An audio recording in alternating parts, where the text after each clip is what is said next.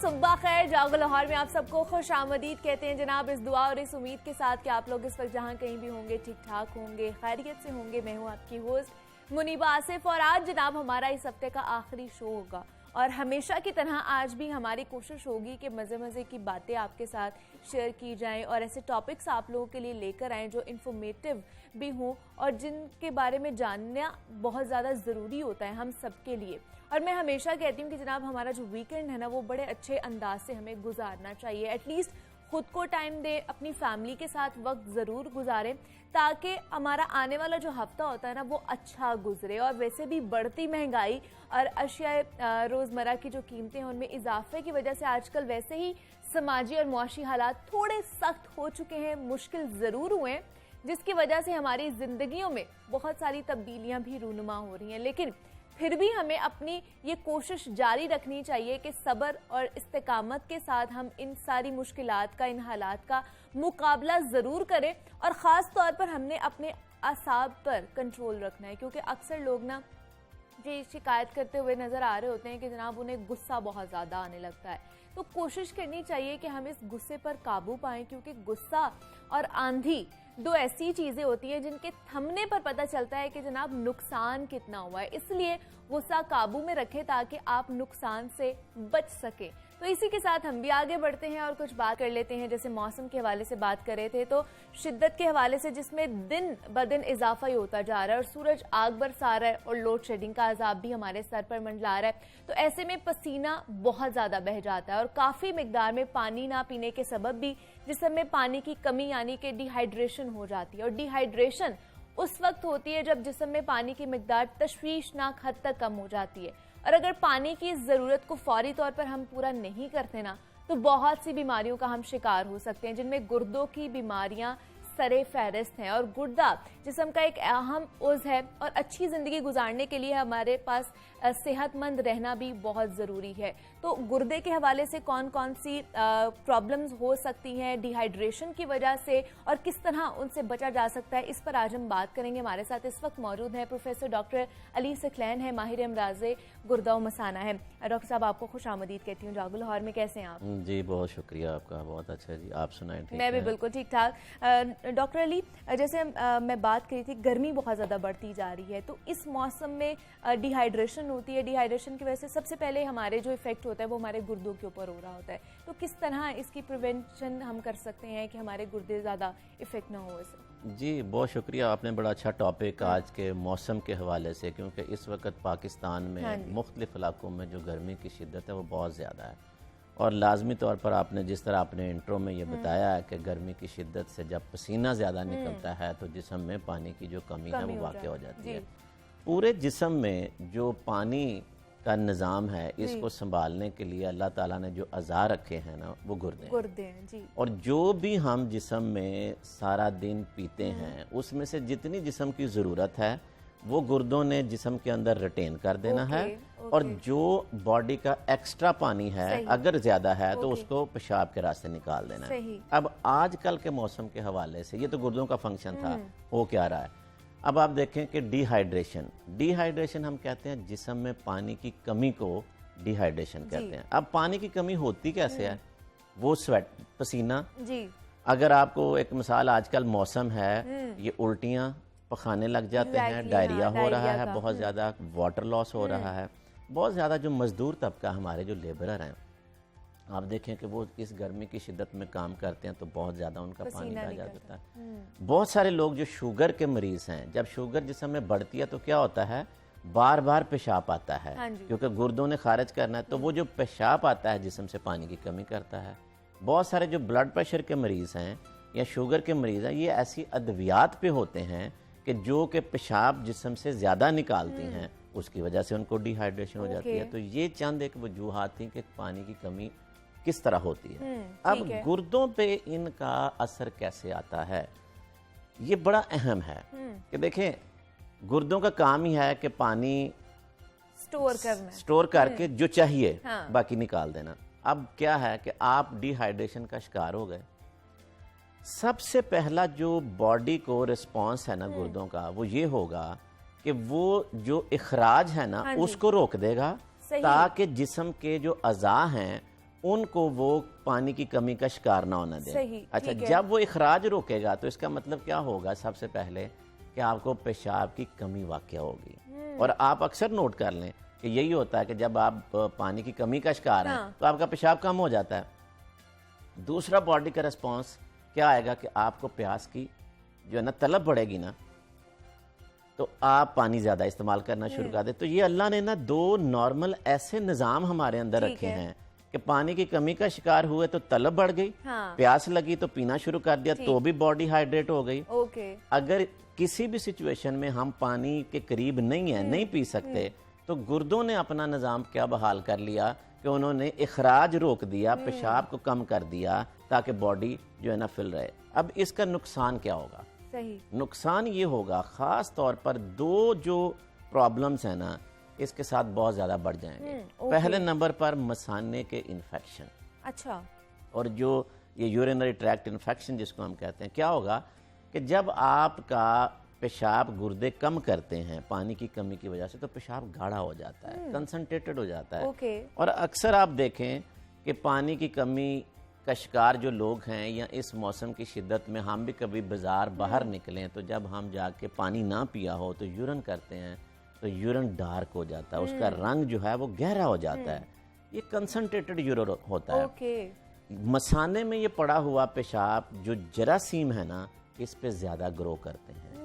आप नॉर्मल भी देखें कि उस वक्त आप यूरिन पास करेंगे तो हल्की सी जलन सी महसूस होती है, ये नॉर्मल बंदों के भी, हालांकि वो इन्फेक्शन का शिकार नहीं होते, लेकिन सिर्फ पेशाब गाढ़ा होने की वजह से वो इस जलन की महसूस ज़रूर करेंगे। अब जिनको मसाने के प्रॉब्लम हैं उनके लिए ये बढ़ जाएगा, तो इन्फेक्शन बढ़ जाएंगे। दूसरी अहम बात है किडनी स्टोन, गुर्दे में पथरियाँ। अच्छा। अब जब ये पेशाब कंसंट्रेटेड होगा, गाढ़ा होगा, तो जो गुर्दे क्रिस्टल्स होते हैं ऐसे कि जो पथरी बनाते हैं, सही। वो रूटीन में जब हम इस्तेमाल पानी कर रहे होते हैं ना, तो क्रिस्टल सारे यूरिन से निकल रहे होते हैं। ठीक है। जब आप पानी की कमी का शिकार हो गए तो क्या हुआ कि वो क्रिस्टल्स जो हैं, वो यूरिन थोड़ा गाढ़ा हो गया ना, तो वो एक दूसरे के साथ स्टिकी हो जाते हैं और वो एक दूसरे से जब जुड़ते हैं तो पत्थरियां ज्यादा बनती हैं। दो चीजें गुर्दे के मरीजों में पानी की कमी का जो शिकार होंगे तो ये इसमें ये बढ़ जाएंगे कि पत्थरी बढ़ जाएगी और पेशाब में जो इन्फेक्शंस हैं ये इनको ज्यादा होंगे। अब असल चीज जो मैं बताना चाह रहा हूँ वो ये है कि देखें अलामात क्या हो, कैसे हमें पता चले। मतलब आज आपके टीवी प्रोग्राम के तवज्जुह से कम ये मैसेज आए कि हम अपने आप को असेस कैसे करें कि भाई हम पानी की कमी का शिकार हैं। तो सबसे पहले मैंने बात की है, अगर आपको प्यास ज्यादा लगनी शुरू हो गई है, आपकी जुबान खुश्क हो गई है, मुंह खुश्क हो गया है, आप समझें कि आप पानी की कमी का शिकार हो रहे हैं। नंबर 1 ये सबसे पहले याद रखें। दूसरे नंबर पर आपके पेशाब का रंग, जिस तरह मैंने बताया, नॉर्मल कलर क्या होता है? नॉर्मल कलर के हल्का सा जिस तरह लेमन लाइक पेल येलो जिसे हम कहते हैं, ये नॉर्मल है। लेकिन अगर ये गहरा ऑरेंज लाइक और डार्क हो जाता है तो इसका मतलब ये है कि आपके जिस्म में पानी की कमी होना शुरू हो गई है। ठीक है। आपकी पेशाब की जो मिकदार है वो कम हो गई है। इसके अलावा पानी की कमी देखें, हमारा जो ब्रेन है ना, अगर आप नाजरीन के लिए कि हमारा जो मगज है वो सारा पानी में पड़ा होता है, ये जो हमारा स्कल है इसके अंदर ना, अब पानी की कमी का शिकार होने से क्या होगा? आपको सर दर्द, आपको निकाहत, आपको सुस्ती, आपके काम करने में बिल्कुल कोई तवज्जो नहीं, और इवन के आपकी मेमोरी के ऊपर अफेक्ट, क्योंकि ब्रेन में भी पानी की कमी, हर हिस्सा पानी की कमी का होगा। अब आप ये देखें कि ये अलामत भी अगर आप अपने ऑफिस में, जॉब पे कभी ये महसूस कर रहे हैं कि आप बाहर से आए हैं और आते ही आपने देखा कि मुझे ये अलामत है। सिर्फ पानी की कमी की वजह से, डिहाइड्रेशन की वजह से हमारा जिस्म कितना सफर कर रहा होता है, और सारे जितने भी हमारे ऑर्गन्स होते हैं जो काम कर रहे होते हैं वो कितना सफर कर रहे होते हैं। आप स्किन देख लें, एक पानी की वजह से आप स्किन देख लें, आपकी स्किन खुश्क है, ड्राई है। डॉक्टर साहब मजीद भी हम बात करना चाहते थे लेकिन वक्त की थोड़ी सी किल्लत है, तो प्रोफेसर डॉक्टर अली सकलैन साहब हमारे साथ मौजूद है, माहिर अमराज़ गुर्दा और मसाना है। सर बहुत शुक्रिया आपके वक्त का कि इतने थोड़े से वक्त में आप हमें बहुत कुछ बता के जा रहे हैं। और और जिस तरह हम बात कर रहे थे जनाब कि डिहाइड्रेशन की वजह से गुर्दों के बहुत ज़्यादा प्रॉब्लम्स हो सकते हैं, तो पानी की कमी का आप लोगों ने ख़ास ख्याल रखना है। यहाँ पे एक छोटी सी ब्रेक लेते हैं, मिलते हैं इस ब्रेक के बाद।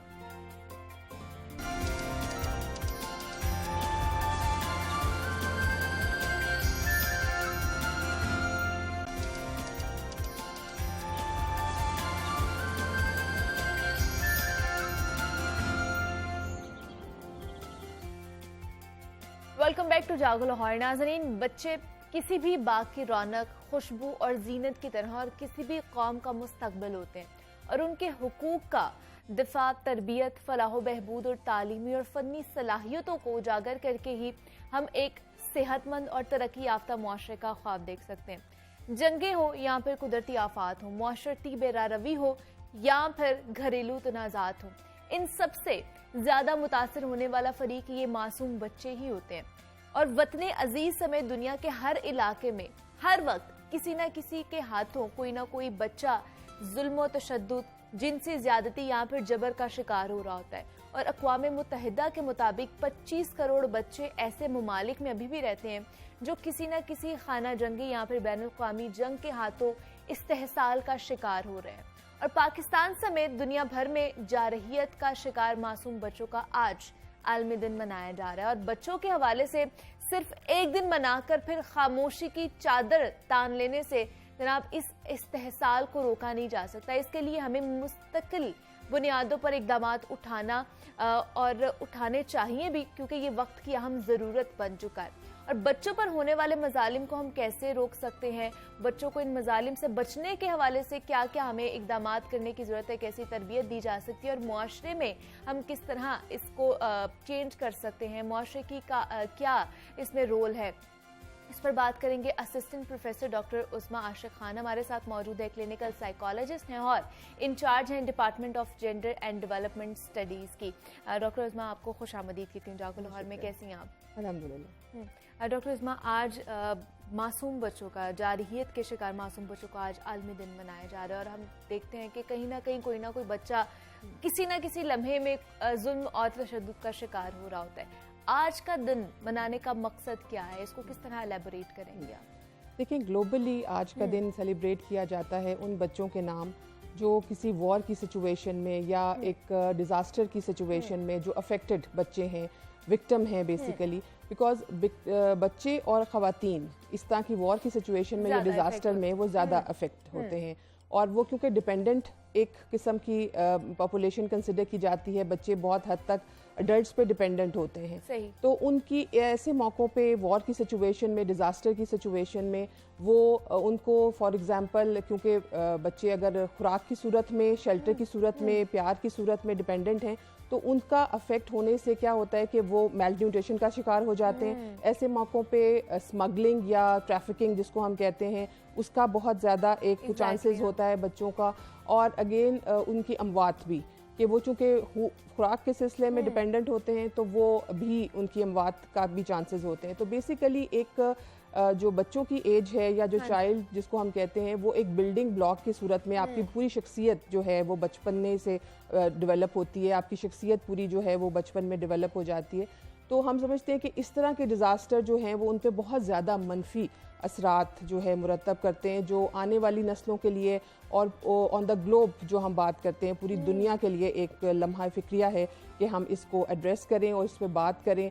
और ना सिर्फ इन दिनों के ऊपर जो हम ख़ास दिन मनाते हैं, इनको मनाने का मकसद ही ये होता है कि आम पॉपुलेशन में, आम लोगों में हम अवेयरनेस क्रिएट करें कि ये कितने बड़े मसले हैं और इन पे हमने सिर्फ इन दिनों में बात नहीं करनी है, हमने मुसलसल कोशिशें करनी हैं उनको बेहतर करने के लिए।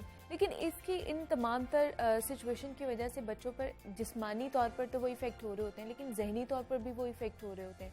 किस तरह उनकी जहनी हालत जो है वो ख़राब हो जाती है? देखिए, पहले तो इसकी थोड़ी सी हमें समझने की ज़रूरत है कि सिर्फ हम अब्यूज़ को या वायलेंस को फिज़िकल एक तो कंसिडर करते हैं। बिल्कुल वो एक बहुत बड़ा हिस्सा है जिसको हम फिजिकल वायलेंस और अब्यूज़ का नाम लेते हैं, जिसमें हिटिंग है, उसको इवन कि आप बच्चे को पकड़ के ज़ोर से झंझोड़ें या उसको ज़ोर से अगर आवाज़ दें तो फिर भी वो एक अब्यूज़ उसको उस पर इमोशनल इफेक्ट होता है। तो emotional abuse, physical abuse, psychological abuse, और जिसको हम सिंपल लफ्ज़ों में निगलेक्ट भी कहते हैं कि अगर आप उसको वक्त पे खुराक नहीं मिल रही है, उसको मेडिकल एड नहीं मिल रही है, उसको आप ध्यान नहीं दे रहे हैं, उसकी बात नहीं सुन रहे हैं, इवन कि उसको शाउट करके बुलाना या उसको जो चीख के अक्सर एक प्रैक्टिस होती है बच्चों को चीख के रिस्पॉन्स, अगर पेरेंट्स अपने किसी वजह से कॉन्फ्लिक्ट में या अपनी तबीयत के लिहाज से अग्रेशन में हैं या एंगर में हैं, तो वो शाउट करना बच्चे पे बहुत नेगेटिव इफेक्ट डालता है उसकी पर्सनैलिटी के ऊपर, और लेटर ऑन वो बहुत से मसाइल और डिसऑर्डर की शक्ल इख्तियार भी कर सकता है।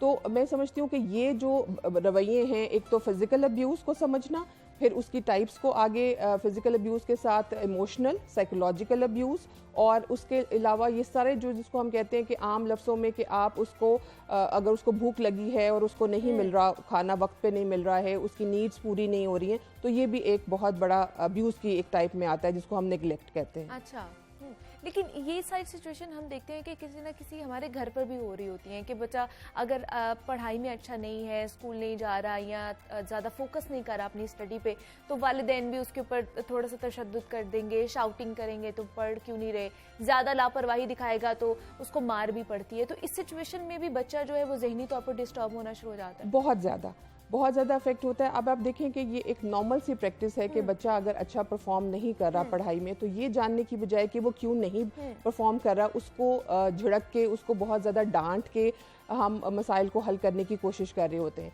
बच्चा अगर एक तो ये देखना कि बच्चे को इतना कंफर्ट लेवल दिया जाए कि वो एक्सप्रेस कर सके अपने माँ बाप के आगे अपने प्रॉब्लम्स को। जो एक बच्चे को कंफर्ट लेवल आप देंगे तो वो एक्सप्रेस कर सकेगा, वो बता सकेगा। मिसाल के तौर पे हमारी आपस के जो पेरेंट्स के कॉन्फ्लिक्ट्स होते हैं वो बच्चों पे, जिससे अक्सर हम कहते हैं कि जो बच्चा देखता है वो सीखता है और वो फॉलो करता है, वो उसकी शख्सियत का हिस्सा बनती हैं वो चीज़ें फिर।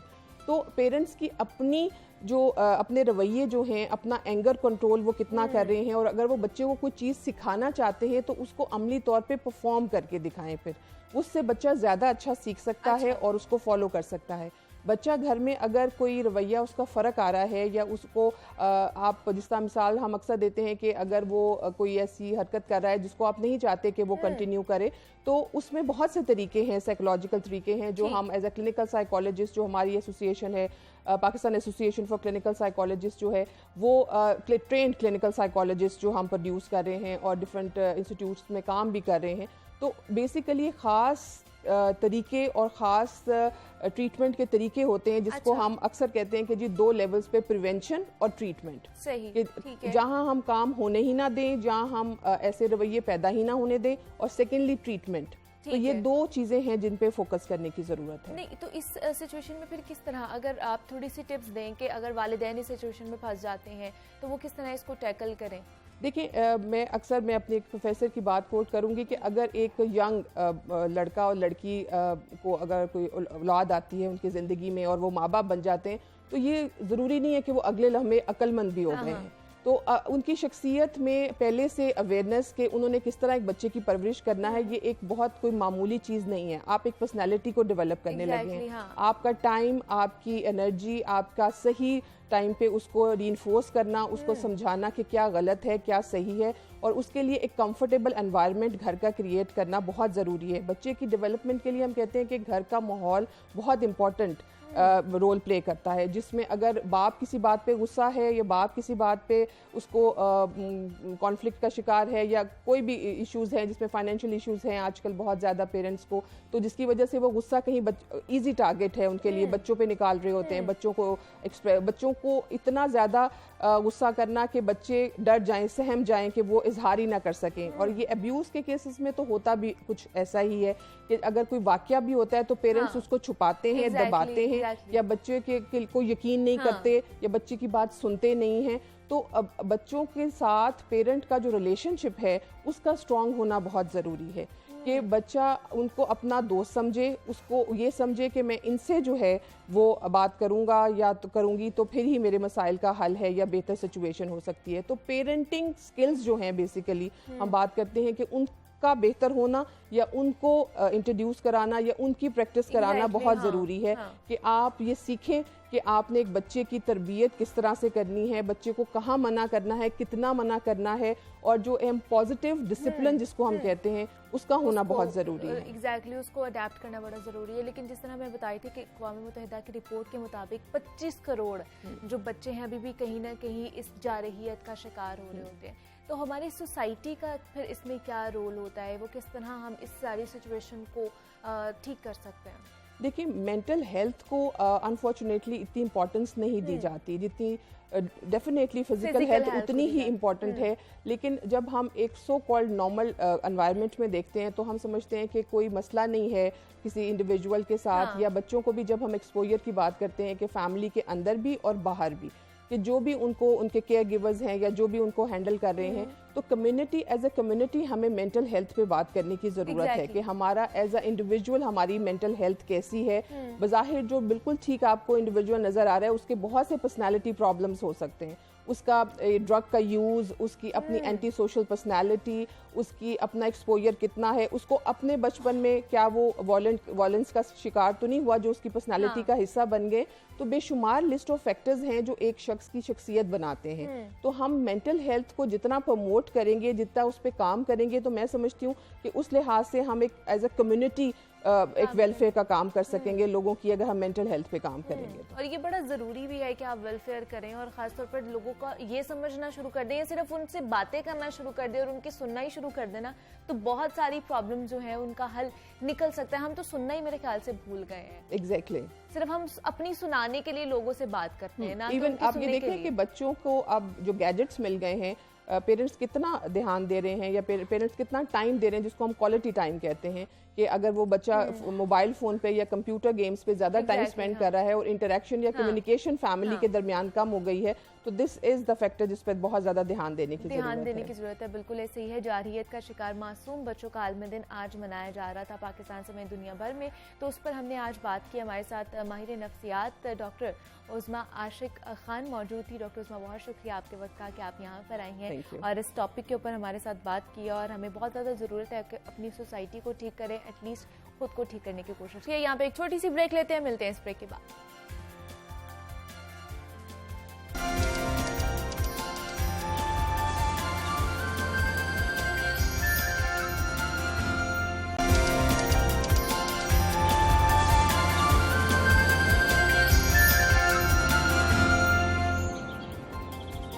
वेलकम बैक टू जागो लाहौर। जनाब, ब्रेक से हम वापस आ चुके हैं और सेगमेंट है हमारा लाहौर की दुनिया, जिसमें हम लाहौर और लाहौरियों के मसाइल डिस्कस करते हैं। और आजकल लाहौरियों का ही नहीं बल्कि सारे पाकिस्तानियों का एक ही बड़ा मसला बना हुआ है, वो है महंगाई का। हुकूमत ने चंद रोज पहले पेट्रोलियम मसनूआत की कीमतों में 30 रुपए फी लीटर इजाफा किया था, जिसके बाद महंगाई का ना थमने वाला एक तूफान आया। अभी महंगाई का ये तूफान थमा ही नहीं था कि हुकूमत ने एक मर्तबा फिर से, और वो भी अचानक से, पेट्रोलियम मसनूआत की कीमतों में इजाफा कर दिया। और ये पहली मर्तबा है कि हुकूमत ने अवाम पर एक हफ्ते में 2 बार पेट्रोल बम फेंक दिया है। और हुकूमत ने पेट्रोल और डीजल मजीद 30 रुपए महंगा कर दिया और एक हफ्ते में पेट्रोल की 60 रुपए फी लीटर कीमत बढ़ी है। और पेट्रोल की नई कीमत अब जो है वो 209 रुपए 86 पैसे फी लीटर पर पहुंच चुकी है। डीजल की कीमत अगर देखी जाए तो वो 204 रुपए 15 पैसे मुकर्रर की गई है। कीमतों में हालिया इजाफे के बाद हर चीज की कीमतों में इजाफा देखने को मिल रहा है, जिसकी वजह से ट्रांसपोर्टेशन अखराजात भी महंगे हो चुके हैं। तो पेट्रोलियम मसनूआत की कीमतें तारीख की बुलंद तरीन सतह पर इस वक्त पहुंच चुकी हैं और अभी भी इन कीमतों में मजीद इजाफे के इम्कानात मौजूद हैं। तो महंगाई के इस जिन के बेकाबू होने से अवाम बिलबिला उठे हैं। उन्हें समझ नहीं आ रही है कि क्या करना है, किस तरफ जाना है, क्योंकि महंगाई इतनी हो चुकी है और पेट्रोलियम मसनूआत की कीमतें जो है वो आसमान को छूने लगी है, और जिसकी वजह से बाकी जो रोजमर्रा अशिया की जो चीजें हैं वो भी आउट ऑफ कंट्रोल होती ही जा रही हैं। तो ये सारी सिचुएशन को किस तरह काबू में लाया जा सकता है, या मजीद ये गंभीर होती जाएगी, इस पर बात करेंगे। हमारे साथ इस वक्त मौजूद हैं चौधरी नुमान मजीद हैं, जनरल सेक्रेटरी हैं पाकिस्तान पेट्रोलियम डीलर्स एसोसिएशन, और उनके साथ मौजूद है तारिक नबील साहब है, जनरल सेक्रेटरी हैं गुड्स ट्रांसपोर्ट एसोसिएशन के। तारिक साहब, आपको भी खुशामदीद कहती हूँ, नुमान आपको भी खुशामदीद कहती हूँ। नुमान साहब, सबसे पहले आप ही से बात कर लेते हैं। पेट्रोल जो इतना महंगा ही होता जा रहा है और एक हफ्ते में 2 मरतबा अचानक से इसकी जो कीमतों में इजाफा किया गया है, क्या वजह है इसकी? आलमी मार्केट में इसकी जो रेट्स बढ़े हैं या IMF की शराइत के मुताबिक जो है इसकी कीमतें बढ़ाई जा रही हैं? जी बिस्मिल्लाहिर्रहमानिर्रहीम। इसमें जो है वो 3-4 फैक्टर्स आ जाते हैं। जो सबसे पहला जो फैक्टर है वो ये है कि IMF की डिमांड है, क्योंकि IMF ने कहा कि आप लोगों ने 270 पर इसको लेके जाना है। पाकिस्तान में जो सेलिंग प्राइस होगी वो 270। अच्छा, मतलब ये और मजीद बढ़ना है अभी? जी, अभी ये मजीद और आगे जाएगा। ठीक है। और दूसरा, पिछले 3 माह से जो है ना वो जो है ना ये बढ़ना था, ये इन्होंने जो है ना इसको हॉल्ट करके रखा। शायद वो पॉलिटिकल रीजंस थी, वो लॉन्ग मार्च वगैरह का चक्कर था, तो उस वजह से इन्होंने इसको रोक के रखा था। फिर जो है ना जैसे ही वो ख़त्म हुआ है तो साथ ही इन्होंने फिर एक हफ्ते में ही जो है ना वो 2 दफ़ा बढ़ा दिया। वैसे अगर ये ग्रेजुअली बढ़ाते तो ज़्यादा बेहतर होता कि आहिस्ता आहिस्ता बढ़ता, ताकि जो है वो अवाम पे भी बोझ कम पड़ता। तो ये IMF की शराइत की वजह से ये फैक्टर्स हैं जिसकी वजह से ये बढ़ता ही जा रहा है और ये मजीद भी बढ़ना है, 270 तक जाना है। जी, ये 270 तक जाना है, क्योंकि IMF ने ये जो है शर्त रखी है, वो जो उन्होंने नेक्स्ट किस्त देनी थी वो इसी शर्त पे मिलनी है कि जब ये 270 पर जाएगा तो फिर जो है वो हम जो है वो किस्त रिलीज़ करेंगे। मतलब ये एक और बड़ी खबर हमारे सामने आ गई। जनाब के पेट्रोलियम एसोसिएशन ने ये बता दिया है कि मजीद ये बढ़ने वाला है। अभी तो 210 रुपये लीटर आप लोग डलवा रहे हैं पेट्रोल, या हम लोग डलवा रहे हैं, लेकिन ये 270 तक जाने वाला है। तो तब देखते हैं कि फिर अवाम का क्या हाल हो जाता है। तारिक साहब, आप ही से बात करना चाहूँगी। जैसे ही पेट्रोलियम मसनूआत की कीमतें बढ़ी है, बाकी चीज़ों के साथ साथ किराए भी आप लोगों ने बढ़ा दिए हैं, तो क्या वजह है? पेट्रोल जैसे ही बढ़ता है आप लोग भी किरायों में इजाफा कर देते हैं, और कोई 20% नहीं, 10% नहीं, 80 to 90% आप लोग किरायों में इजाफा करते हैं। इतना बोझ जो है अवाम पर पड़ रहा है। बिस्मिल्लाहिर्रहमानिर्रहीम।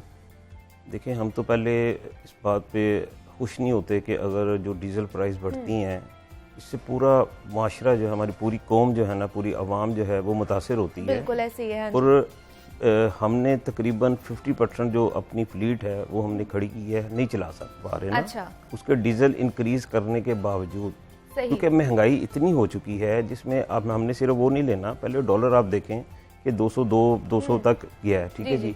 एक वो महंगाई आई, ऊपर से फिर इन्होंने जो 2 मरतबा 60 रुपये तकरीबन इंक्रीज़ हो चुका है अब तक पेट्रोलियम मसनूआत। तो देखें, ये चीज़ें जो हैं हमें जब किराए पे यानी कि इंक्रीज़ किराए करते हैं, लेकिन हमारी जो डिमांड एंड सप्लाई है, जो इंडस्ट्री है, वो बैठती जा रही है। लोगों की कुव्वत खरीद कम हो रही है, ट्रांसपोर्टेशन की जो मूवमेंट है वो कम हो रही है। हमने यानी कि अभी भी सिर्फ इस वजह से कि पहला तो हमारा मुतालबा ये है कि इसको वापस लिया जाए कि अगर डीजल को आपने कहीं और सेक्टर से निकालें, जहाँ पे आप बोझ डालें वो गरीब अवाम पे ना आए, ठीक है जी। काफ़ी ऐसी गुंजाइश है आप लोगों के पास, अवाम यानी कि अगर इनकी जो मिनिस्टर फाइनेंस बैठे हैं वो उस पोर्शन से निकाल के, तो जैसे अभी बता रहे थे भाई कि बता रहे थे कि जी आपने जैसे एकदम से 60 रुपये इन्होंने इंक्रीज किया। अब देखिए, पॉलिटिकल आप जो ना पॉइंट स्कोरिंग में अवाम को इस तरह से ना दबाएं। इस वक्त आप देखें कि हमारी जो इंडस्ट्री है ना, हज़ारों ख़ानदान इस वक्त जो ना उनके चूल्हे ठंडे हैं, ठीक है जी। लोग क्योंकि ड्राइवरों को फारिग कर दिया, अमला फारिग हो गया, इससे रिलेटेड जितनी भी इंडस्ट्री, लाखों लोग हमारी इंडस्ट्री से मुंसलिक हैं जिनका रोज़गार वाबस्ता है।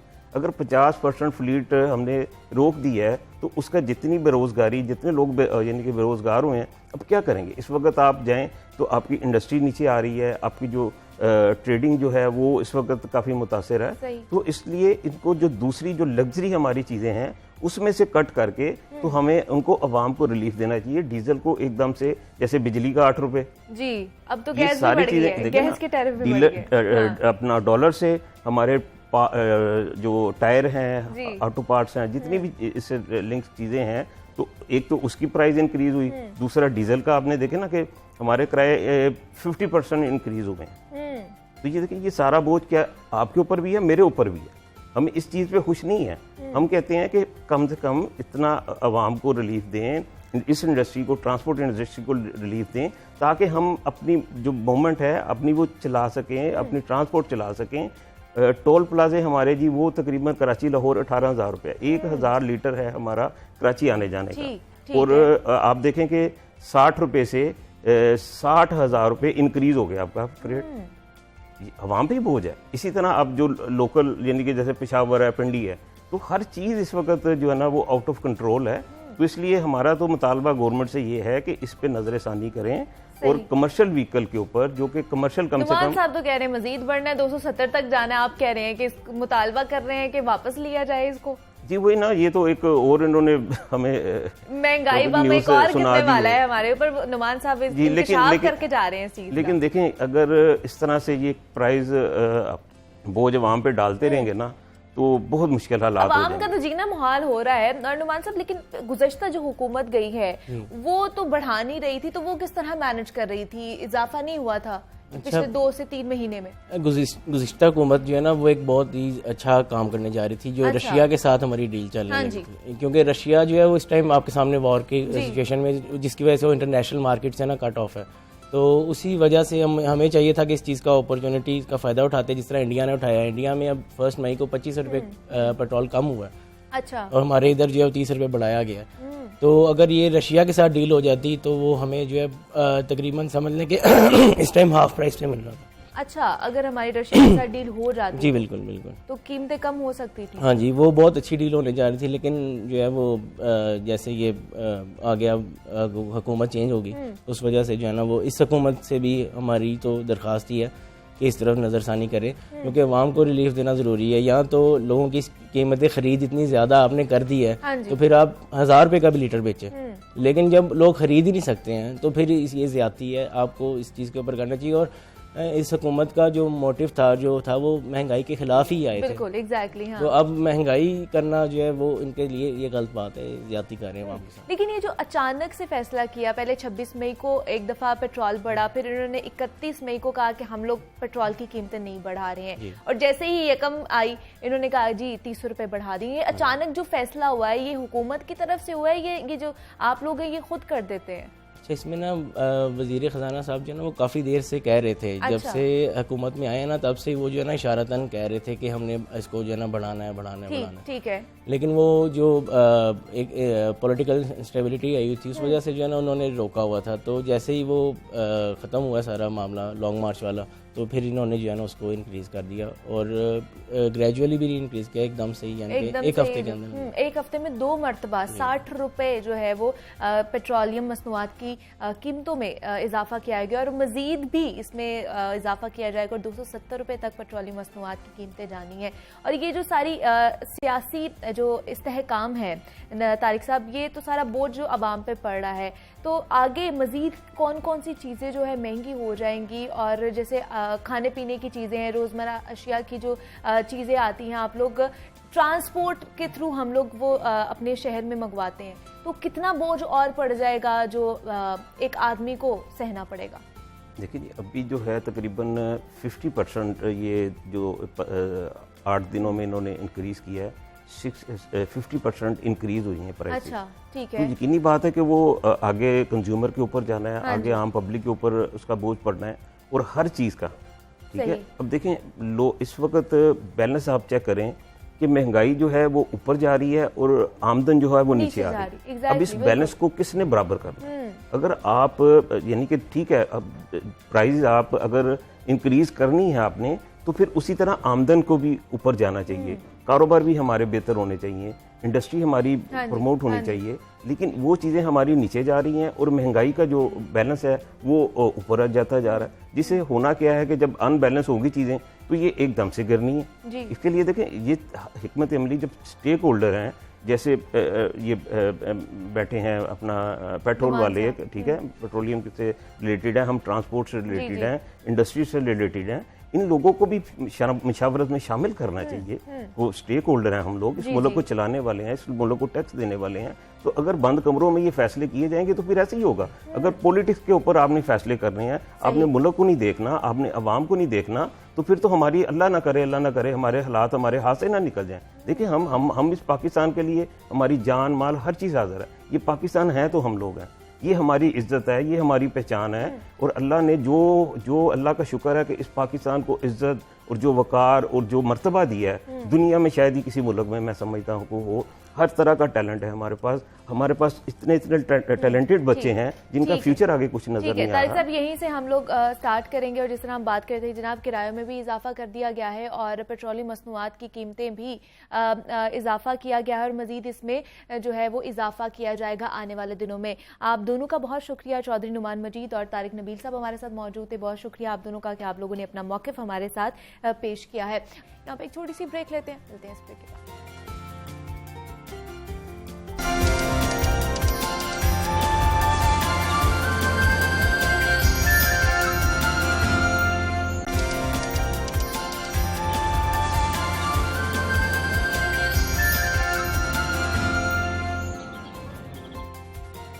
वेलकम बैक टू जागो लाहौर। जनाब, अब कुछ बात कर लेते हैं खाने पीने के हवाले से। और वैसे भी कहा जाता है कि जो लाहौरी हैं ना, वो खाने पीने के बहुत ज़्यादा शौकीन होते हैं और खाना कोई भी मिल जाए बड़े मज़े से खाते हैं। और अगर खाने के बाद कुछ मीठा हो जाए तो जनाब क्या ही बात है, 4 चांद लग जाते हैं उस चीज़ को। और मीठे की अगर बात की जाए तो डिज़र्ट आजकल बहुत ज़्यादा पसंद किया जाता है, कोई छोटा हो या फिर बड़ा हो। वो केक्स हैं, पेस्ट्रीज हैं, कप केक्स हैं, या घर पे कुछ भी बनाया जाए वो हर कोई बड़े मज़े से खाता है। और मैं यही कहूँगी कि इसकी जो मार्केट है, जो बाहर से हम मंगवाते हैं, वो भी बहुत ज़्यादा बढ़ती ही जा रही है। उसमें भी आपको न्यू वेराइटीज़ मिलेंगी, न्यू टेस्ट मिलेगा, न्यू जो रेसिपीज़ हमारे सामने आएंगी जो कभी हमने सोची भी नहीं होंगी, ना कभी हमने उसका बारे में सुना होगा, तो वो चीज़ें हमें खाने को मिलती हैं। तो ये सब मुमकिन हो पाता है जनाब उन लोगों की मेहनत के वजह से, उन लोगों की जिद्दोजहद की वजह से जो इसके पीछे काम कर रहे होते हैं। और ये मज़े की जो मीठी चीज़ें हैं वो हमारे तक पहुंचाते हैं, हमारे डोर स्टेप्स तक हमें मुहैया करते हैं। तो आज भी हमने कुछ मीठे के हवाले से बात करनी है कि क्या क्या आजकल पसंद किया जा रहा है, न्यू इसमें इस मार्केट में क्या आ चुका है। हमारे साथ इस वक्त हैं इकरा असद हैं और मायरा तारिक हैं जनाब, जो कि होम बेकिंग करते हैं, केक मेकर हैं और इस इंडस्ट्री में बहुत ज़्यादा काम भी कर रहे हैं। और उनसे जानते हैं कि ये किस तरह चीज़ें आगे लेकर जाएंगे और क्या क्या हॉट डिमांड है इनकी। इकरा आपको भी वेलकम कहती हूँ और मायरा आपको भी वेलकम कहती हूँ। कैसी हैं आप दोनों? अल्लाह का शुक्र, मैं भी बिल्कुल ठीक ठाक। एक चीज़ मैं बताना भूल गई कि जनाब ये दोनों भाभी और ननंद है, तो इन दोनों की जो केमिस्ट्री है उसके बारे में भी बात करेंगे। ये बड़ी मज़े की मेरे ख्याल से स्टोरी होने वाली है। तो सबसे पहले तो भाभी जो है इकरा आपसे जान लेती हूँ, ये जो स्टोरी है भाभी और ननंद की और ये होम बेकिंग की, ये पहले स्टार्ट हुई थी शादी से या शादी के बाद स्टार्ट हुई है ये होम बेकिंग? नहीं, होम बेकिंग तो मेरी शुरू से ही थी। अच्छा। लाइक मैं 10 साल की थी तो I always been baking. Okay. शादी के बाद लाइक असद जो है वो भी शेफ है। ओके। So, शादी के बाद आई थिंक 2 years जब कोविड हिट हुआ, कोविड हिट हुआ तो हमारा एकदम से आवर बिजनेस ब्लू अप और मायरा की बहुत हमें चाहत हो गई थी। सही। So Asad asked her, Asad ने कहा कि आप हमारे साथ काम करोगी and stuff, and उससे पहले she used to work in Beacon House। ठीक है। So she left her day job और she joined on board with us and और कितने साल हो गए इस चीज को आप लेके, कितने साल हो गए इस चीज? ओवरऑल मुझे बिजनेस को 15 years 15 साल से आप ये काम कर रही हैं, ये बेकिंग और केक्स और सारा कुछ मीठा बना रही हैं। शुरू हुआ था सिर्फ कस्टमाइज केक से। अच्छा। हम छोटे छोटे ऑर्डर्स लेते थे and then Aahista Aahista it just Guru into. और ये 15 साल की जो जर्नी है ये हम आज डिस्कस करेंगे। तो मायरा आपकी कैसे जर्नी रही, आप इनके साथ जब आई और क्या क्या चीज़ें नया आप इसमें क्या लेकर आए? इनका एक्सपेंशन सबसे पहले जो है ना, वो पहला एक्सपेंशन वो मेरे साथ हुआ। पहले ये और मेरे भाई असद, ये दोनों सिर्फ काम करते थे, जो भी कुछ था वो ऑन हैंड सारा इकरा खुद करती थी, बेकिंग से लेके केक बनाने तक, पैक करके आगे तक, जब एंड तक, और फिर डिलीवरी भी ये लोग खुद करते थे। तो भाई गाड़ी चलाते थे और ये डिलीवर भी खुद कर आते थे। तो जब मैं I started building up team.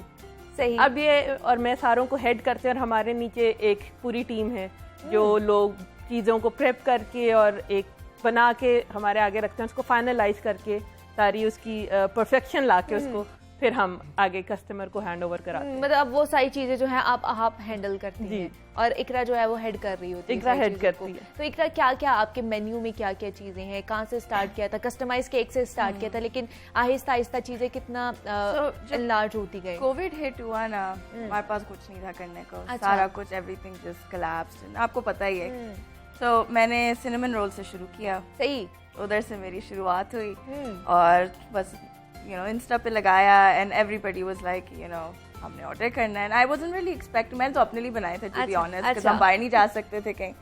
सो उधर से जस्ट स्टार्टेड एंड देन उधर से डोनट्स ऐड हुए, फिर the line just started, now we have like everything अल्हम्दुलिल्लाह। अभी कितने प्रोडक्ट्स हैं आपके? हमारे पास तकरीबन I have no idea 50 to 55 products हैं, इंक्लूडिंग सेवरी एज वेल। सही, क्योंकि हमारे पास सेवरी आइटम्स भी अब होते हैं। हमारे पास फ्रोजन लाइन है, एक सेवरी लाइन है, एक मीठे की है जो रेगुलर डेली रूटीन में आपके जाते हैं, फिर फ्रोजन मीठे हैं जिसमें आपके चीज केक और आपके मिल्क केक्स वगैरह सारा कुछ मिलेगा यहाँ पे हमें, सारा कुछ आपको ओवरऑल चीज के लिए हमें कहीं जाना नहीं पड़ेगा अगर इधर आ जाएंगे हम तो इकरा ज्यादा फेवरेट कौन सी चीजें जो है आपकी हैं या जिसकी डिमांडिंग बहुत ज्यादा होती है? हमारे बनाना पुडिंग है, वो बहुत चलती है। ओके, ये एक फेमस प्रोडक्ट है न्यूयॉर्क का, मैग्नोलिया बेकरी का है। सही, तो वो मेरे दोस्त आए थे लास्ट ईयर वापस and he was like Iqra you have to make this, और funny thing is I am allergic to bananas, मैं बनानास खा नहीं सकती। तो मैंने उनके पूरे डिस्क्रिप्शन पे ये प्रोडक्ट बनाई और सबको बहुत अच्छी लगी और फिर उधर से अल्हम्दुलिल्लाह जस्ट ब्लू अप। और मतलब हॉट सेलिंग है ये आपका प्रोडक्ट? काफी हॉट सेलिंग। और इसके अलावा क्या क्या आप? इसके अलावा we are known for the cruffin. Cruffin is a cross between a croissant and a muffin, वो हमने एक ही कंबाइन करके वो एक बनाया। So we are very well known for that.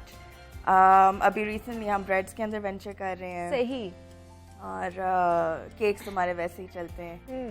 So, सबसे अच्छा मुझे केक्स बनाना लगता है, like that's like my favorite, that's my element। तो इसकी मैं देख रही थी कि बड़े मजे के फ्लेवर्स और आजकल आ भी गए हैं, टेस्ट में भी बड़े मजे के, तो क्या ज्यादा उसमें कौन सा फ्लेवर जो है लोग डिमांड करते हैं? ज्यादातर chocolate will always be on demand। वो चाहे बच्चा हो चाहे बड़ा हो, सबको चॉकलेट ज्यादा पसंद है। मतलब अब तो किस्में बहुत ज्यादा आ गई हैं, तो उसमें वो किस्में वो अपनी प्रेफरेंस की चूज कर लेते हैं, लेकिन डिमांड ज्यादातर चॉकलेट। तो इसको किस तरह मायरा पर आप लेकर चलेंगी? सोशल मीडिया पर कितना इसका कह लें कि डिमांड होती है कि हमें ये चीज़ें चाहिए? सोशल मीडिया एक्चुअली भी हमारा है ही सारा ऑनलाइन, तो हम ऑपरेट ही सारा इंस्टाग्राम के थ्रू करते हैं। इंस्टाग्राम, फेसबुक, व्हाट्सएप, हमारी इन सारी चीज़ों पे जो है ना सारा चलता है। एक दिन में कितने आ जाते हैं आप लोग? अराउंड 20 से 25 ऑर्डर्स रेगुलर होते हैं। Then we are also heading to stores. हमारे पास इस वक्त 3 स्टोर्स ऑन बोर्ड हैं, जिसमें बेक्ड लाहौर, आपका तैयब, ये सारे आप लोग ग्रोसरी स्टोर्स जिनके ऊपर जाते हैं उनके ऊपर भी हमारी चीजें मिलती हैं। सही, आप उधर से हमारे काफी कस्टमर्स हैं जो वहाँ से जाके अपनी चीजें जो हैं परचेज, हमारी चीजें वहाँ से परचेज कर लेते हैं। वहाँ से चीजें जो है आपकी इजीली अवेलेबल हो जाती हैं। तो मुझे बताइए कि आज आप ये हमारे लिए लेकर भी आई हैं कुछ, इकरा, ये क्या है? बनाना पुडिंग। ये बनाना, अच्छा, बनाना पुडिंग की आप अपनी जो हॉट सेलिंग जो आपकी प्रोडक्ट है आप वो ही लेकर आई हैं। तो अगर इसकी थोड़ी सी रेसिपी अगर आप हमारे साथ शेयर करना चाहें? दे देती हूं। Recipe is available on the internet everywhere. Magnolia उन्होंने खुद ही लगाई हुई है। अच्छा, it's condensed milk, custard, cream, wafers हम खुद बनाते हैं, अपने इन हाउस होते हैं, and banana. It's pretty simple. It's 5 ingredients. You mix it all together and और आपकी बनाना पुडिंग जो है वो तैयार हो जाएगी। अब जनाब ये तो हमें इकरा ने बता दिया है कि इसके अंदर क्या क्या इंग्रेडिएंट्स पड़ेंगे, लेकिन सबका हाथ का टेस्ट जो है वो अलग होता है। तो आप अगर घर बनाएंगे तो ये ना कहेंगे अगर अच्छी नहीं बनी है तो इकरा ने हमें गलत इंग्रेडिएंट्स बताए हैं, गलत रेसिपी बताई है, ऐसा नहीं होता है। तो इकरा कितना टाइम लगता है एक केक को बनाने के लिए, और मैक्सिमम आपको ऑर्डर से पहले देने से पहले कितना टाइम चाहिए? मुझे कस्टम केक के लिए एटलीस्ट 2 days चाहिए। अच्छा, ठीक है। और नॉर्मल केक के लिए तो घंटे के नोटिस पे बन जाता है। सबसे longest time I have spent on a cake is 7 days। वो हमारा सबसे बड़ा केक था। और वो कितने पाउंड? लाहौर से बाहर लेके हम सियालकोट लेके 200 पाउंड का था। हम इसको पूरा असेंबल करके सियालकोट लेके गए थे। It was our biggest cake यार। और ये एक बड़ा टास्क होगा 8 years था ना? हाँ, कुछ ऐसे। और उसको 7 दिन लगे थे आपको बनाने? 7 days। तो वो किस तरह मैनेज किया था? मतलब उसको रखा, उसको हमारे घर में उस दिन जितने फ्रिज थे सारे खाली करके हमने एक एक टीयर को हर फ्रिज में सेट वो कराया। मायरा का काम होता सारा, वो सारा मैनेज कुछ हमने करना ना। सेट कराया, बल्कि अपनी हमने खाला की भी हेल्प ली, कहा उनको कि आप भी अपना एक फ्रिज खाली करें, हमने केक भिजवाना है, केक अंदर सेट कराए। और फिर जिस दिन सियालकोट जाना था उस दिन हमने गाड़ी में वो सारे टीयर्स जो थे केक के उनको असेंबल करके उनको सियालकोट बड़े आराम से हमने भिजवाया।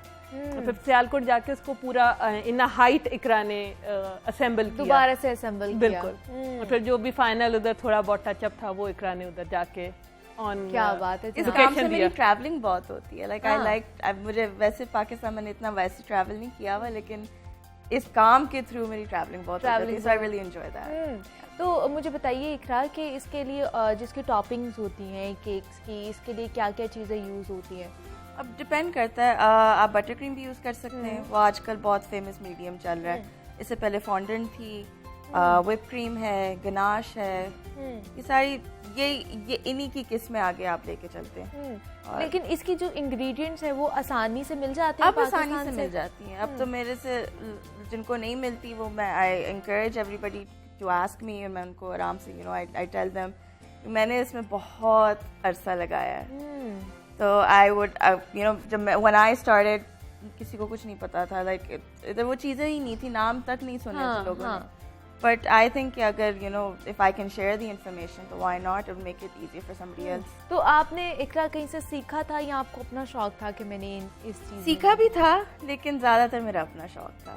लाइक आई 10 साल से, मैं बता रही 10 साल से आई बिन बेकिंग, और लाइक मम्मा जो है वो सिंपल बेकिंग करती थी, लेकिन माय मेन रेसिपीज वो सारी उनकी हैं। तो मतलब घर में हम लोग इतना कुछ कर सकते हैं आराम से, अगर हमें हमारा इंटरेस्ट हो उस चीज़ में तो हम बना सकते हैं। तो मायरा आपके पास मजीद क्या प्लान्स हैं कि इस चीज़ को, इस बिजनेस को आपने आगे इन फ्यूचर किस तरह बढ़ाना है?